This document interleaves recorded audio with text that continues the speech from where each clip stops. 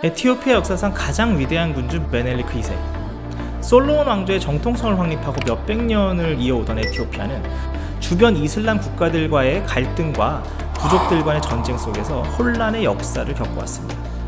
특히 1769년부터 1855년까지 판관 시대에선 각지의 왕을 옹립하기 위한 전쟁이 벌어졌고, 1855년 테오드로스 2세가 에티오피아를 재통일할 때까지 혼돈의 시기에 있었죠.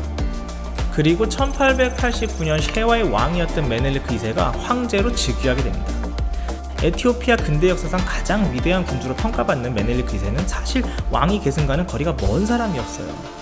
하지만 그는 타고난 리더십으로 주변 세력을 키웠고, 격동의 시대 또한 그를 도와서 결국 황제로 즉위하게 됩니다. 즉위한 메넬리크 2세는 재위 초반 지방 영주들을 진압하고 왕권을 강화하고 수도를 지금의 아디스아바바로 옮기면서 대도시로 키워냈죠. 우편제도 시작, 노예무역 폐지, 철도 부설 등은 에티오피아의 근대에 중요한 역할을 하게 됩니다. 하지만 에티오피아의 평화는 오래가지 못했는데요. 1896년 이탈리아의 침공으로 에티오피아는 식민 전쟁을 하게 됩니다. 하지만 메넬리크 2세가 이끄는 에티오피아 연합군은 아두아 전투에서 이탈리아를 물리치고 아프리카의 유일한 독립국의 위치를 지켜냈죠. 허나 안타깝게도 아들이 없었던 메넬리크 2세는 여황제의 짧은 집권 시기를 거친 후 드디어 우리가 잘 아는 바로 그 이름, 하일레 셀라시에가 황제에 오르게 됩니다.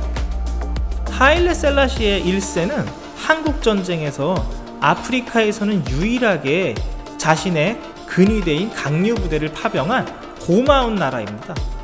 당시에 대한민국과 에티오피아는 서로 아무것도 모르는 존재였는데, 도대체 에티오피아는 어떻게 6,000명이나 되는 자신의 근위대를 대한민국에 파병하게 된 걸까요? 앞서 1936년 이탈리아의 에티오피아 침공에 대해서 말씀드렸습니다. 당시 에티오피아는 격렬한 저항을 하였으나 이탈리아 무솔리니 정권은 신식 무기를 앞장 세워서 에티오피아 군을 제압했죠. 이에 하일레 셀라시에 황제는 유엔 연단에 쓰게 됩니다. 거기서 자신들의 억울함을 호소하고 도움을 요청하였으나 열강들이 늘 그러하였듯이 이 에티오피아의 어려움에 대해서 무시하게 되었죠. 이에 하일레 셀라시에 황제는 영국의 망명길에 오르게 됩니다. 그러나 정말 다행히도 유엔 연합군은 이탈리아와 에티오피아의 합병을 인정하지 않았습니다. 결국 1941년 유엔 연합군은 아디스아바바 시에 이탈리아군을 축출하게 되면서 드디어 승리하게 됩니다. 이로써 에티오피아는 유엔 연합군의 정식 일원이 됩니다.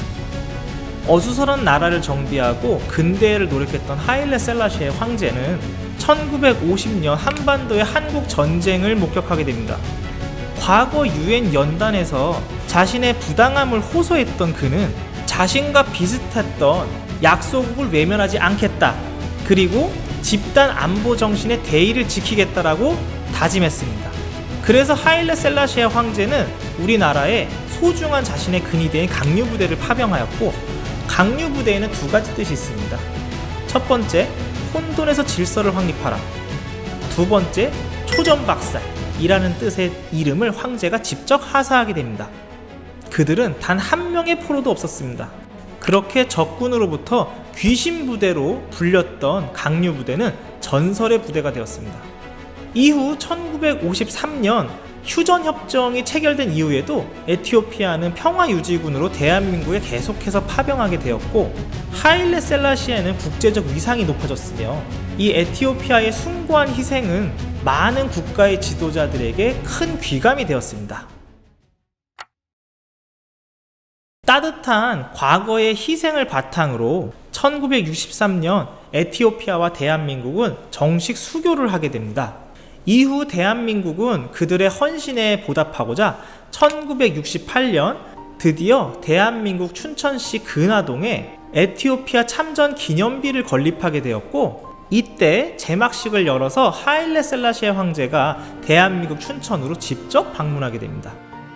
이러한 인연을 바탕으로 1968년 11월 이디오피아 벳이라는 대한민국 최초의 로스터리 카페가 생기게 되었고요. 그 이후 2004년 춘천과 아디스아바바시가 자매 결연을 맺게 되고 2007년 드디어 정식으로 에티오피아 한국전 참전 기념관이 개관하게 됩니다. 이렇게 대한민국과 에티오피아는 정말 좋은 인연을 맞이하게 되죠. 하지만 안타깝게도 하일레 셀라시의 황제는 자신의 나라에서 경제 개발에 실패하게 됩니다. 더군다나 대기근까지 덮치면서 수많은 사람들이 굶어 죽게 되고 1972년부터 1974년까지 4만 명에서 8만 명이 굶어 죽었다는 기록을 봐도 에티오피아의 민심이 얼마나 흉흉했는지를 볼 수 있습니다. 결국 1974년 9월 12일 육군 소령이었던 맹기스투 하일레 마리암에 의해서 쿠데타로 폐위가 되었고 그 다음에 하일레 셀라시아 황제는 암살되었습니다.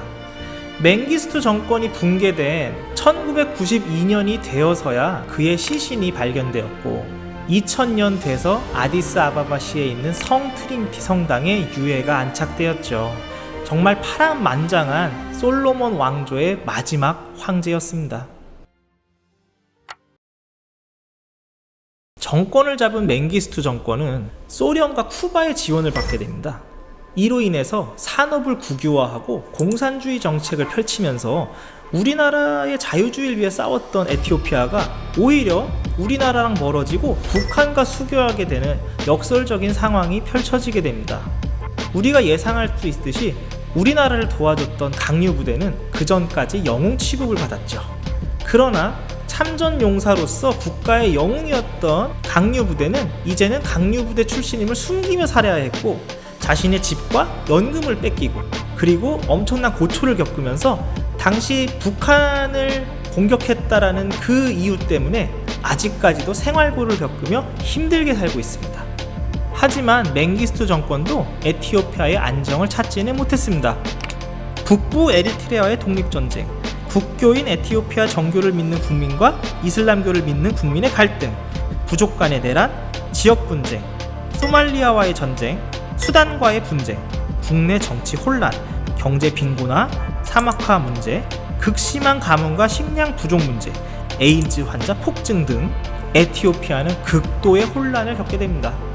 특히 이 시기에는 30만에서 120만 명이나 되는 수많은 에티오피아인들이 죽으면서 하일레 셀라시의 황제 때와는 비교도 안 되게 많은 사람들이 죽게 되었죠. 1980년 마이클 잭슨의 We Are the World는 이러한 에티오피아의 기근과 난민들을 위한 기금을 마련하고자 만들어진 노래로서 수많은 유명인들이 뮤직비디오에 참여하게 되면서 화제가 되었죠. 이후 1990년 맹기스투 정권은 몰락하게 되었고 멜레스 제나이가 이끄는 에티오피아 인민민주혁명전선은 에티오피아를 집권한 이후 의원 내각제와 연방제 국가로 바꾸게 됩니다. 이렇게 에티오피아는 안정을 찾나 싶었지만 결국 에티오피아 북부 에리트레아 지역은 독립해서 떨어져 나가고 에티오피아는 졸지에 내륙 국가가 돼버려요.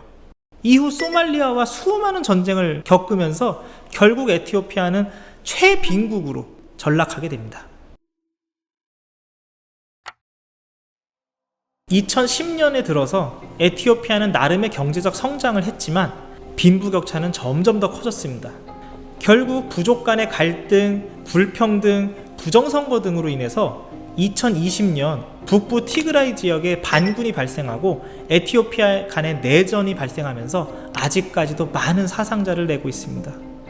한때 찬란한 문명을 꽃피우고 부귀영화를 누렸던 에티오피아는 현재는 혼돈, 기근, 질병, 폭력이 지배하는 어두운 땅이 되어버렸습니다.